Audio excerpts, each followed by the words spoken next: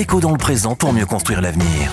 La chronique d'Interentreprise avec Francette Florimond. Bonjour, j'espère que vous allez bien. Dernière mesure préconisée par le comité interministériel de la logistique. La 7e mesure concerne les acteurs de l'immobilier logistique.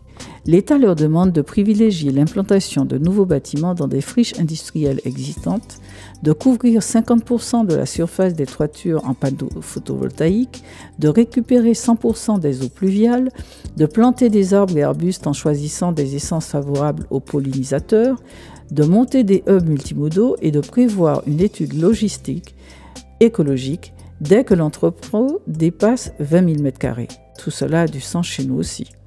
La 8e mesure concerne un rapport intitulé « Pour une logistique urbaine durable », à réfléchir aussi par exemple en Martinique. La 8e mesure concerne l'accompagnement à la transition énergétique du transport routier des marchandises. C'est aussi un problème outre-mer.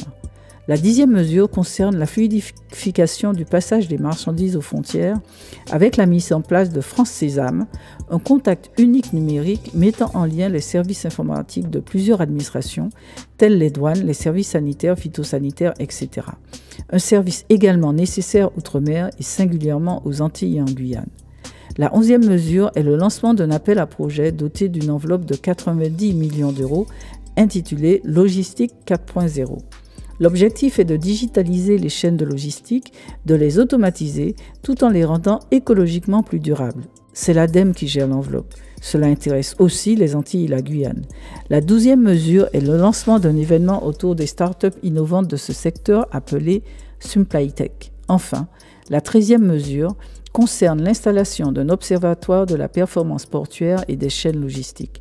Complément indispensable outre-mer aussi, notamment au projet d'observatoire porté par le Conseil de coordination interportuaire Antilles-Guyane.